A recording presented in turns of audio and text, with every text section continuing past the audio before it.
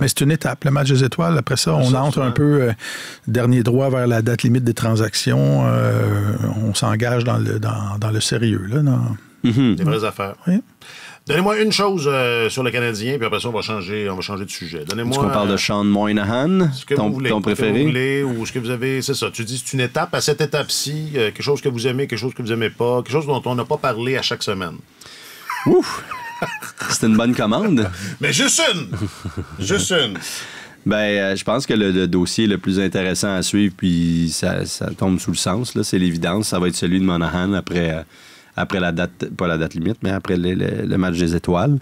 J'ai bien hâte de voir comment le Canadien va gérer ce dossier-là, parce que ça apparaît comme un dilemme là, jusqu'à un certain point. Qu'est-ce que Kent Hughes va vouloir faire? Est-ce que c'est vraiment une possibilité de le garder à Montréal? Est-ce que ça coïnciderait avec les plans de relance du Canadien? Est-ce que ce serait une bonne idée? J'en suis pas certain. Sinon, quel retour il va être en mesure d'aller chercher pour ses services? Tout ça est quand même pas mal intéressant là, dans les prochaines semaines. Monahan figure parmi les têtes d'affiche peut-être de cette date limite des échanges-là. Notre collègue Godin n'a pas écrit que c'est lui qui a la meilleure moyenne de points par match chez les attaquants. Oui, mais tu sais, je pense pas qu'il... Oui, effectivement, chez les joueurs de centre, je pense, là, qui écoulent leur dernière année de contrat. Mais oui, tu sais, je pense qu'Elias Lindholm va quand même... générer plus d'attention. Exactement, et un retour plus conséquent si jamais il quittait les Flames de Calgary. Mais Monahan demeure très, très intéressant.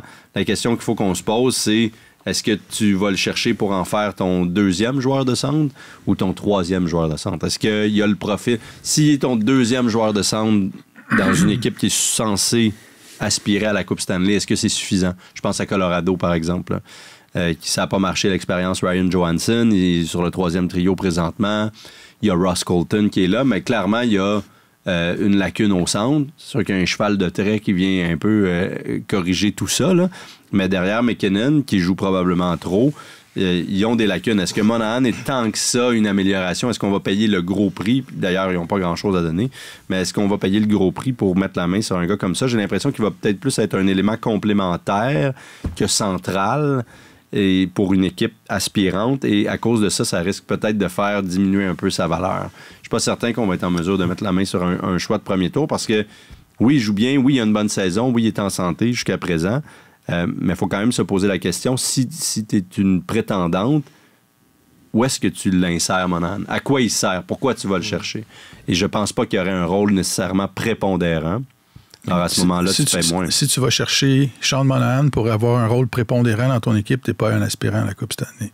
Et moi, je pense que ce qu'il peut apporter à une très bonne équipe de hockey, c'est sa polyvalence. Sa polyvalence. Tu sais, tu peux l'utiliser au centre, tu peux l'utiliser à l'aile, tu peux l'utiliser avec tes meilleurs joueurs, tu peux l'utiliser dans des rôles plus spécifiques. Mise au jeu important. C'est ça. Tu sais, c'est un couteau suisse que tu vas chercher, un gars qui a de l'expérience, puis en séries éliminatoires, là, tu sais, c'est un marathon. Là. Tu perds des joueurs en cours de route, tu as des avaries importantes, puis ce gars-là, tu peux l'installer à peu près n'importe où dans ton alignement, puis il va faire le travail, puis ton équipe va continuer à fonctionner.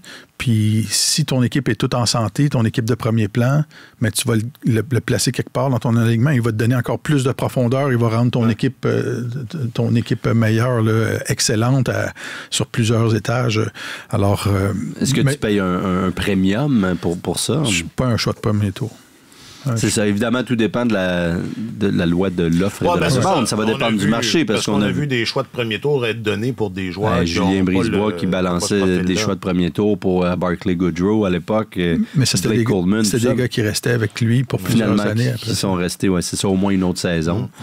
C'était bien manœuvré. Effectivement, il a fait la même chose pour Brandon Hagel. Qui, lui, ça, c'était très bien manœuvré. Oui, puis là, finalement, il s'est entendu à long terme avec lui aussi. Mais pour le Lightning, ce serait peut-être pas une mauvaise idée. Pour les Rangers... c'est ça, c'est les équipes dont on entend. Oui, mais on a entendu aussi beaucoup l'Avalanche, tout ça, mais je pense... L'Avalanche, ça serait plus, mettons, Lindholm que ça leur prendrait pour vraiment revenir au devant de la conversation, je pense. Il y a clairement une faiblesse au centre derrière McKinnon, tu sais. Et ou même pour Boston, ce serait pas. Alors, je le verrais vraiment plus comme c'est ça, élément complémentaire à une équipe comme les Rangers, par exemple. Donc, il va partir? Oui, il va. Ben, j'ose croire, parce que sinon, ça va coûter quoi? Hein? Monahan, là, s'il reste en santé, continue sa production comme il fait présentement, c'est sa dernière chance d'aller chercher un contrat d'importance. Après ça va être terminé. Il va commencer son prochain contrat à 30 ans environ. Alors, il ne demandera rien en bas de 5 ans, là, par exemple. Est-ce que le Canadien est vraiment dans une position pour donner un contrat de 5 ans à un gars qui a été tellement blessé dans les dernières années, qui a 30 ans? C'est sûr que ça va faire mal parce que ça en prend des vétérans pour jouer dans cette équipe-là. Là.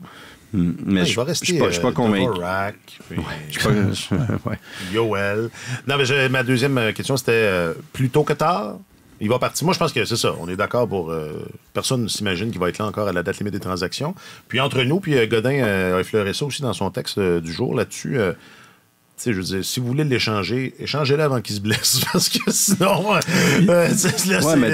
chez les Canadiens, au cours des dernières années, c'est ça, la loi de Murphy, là,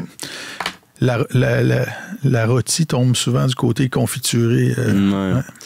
Mais en même temps, si tu veux pas rater des occasions, théoriquement, il faut que tu étires ça le plus possible. Au Monopoly, faut que tu jauges. C'est ça. Donc, c'est pour ça que je dis que ça va être quand même intéressant, parce que c'est ça, c'est le dossier le plus chaud, mettons. Est-ce que ça se peut au Monopoly que ton terrain se blesse puis que tu puisses plus... Non, je sais pas, hein? Ça fait pas partie du... C'est pas arrivé souvent, en tout cas. Quelque chose à ajouter.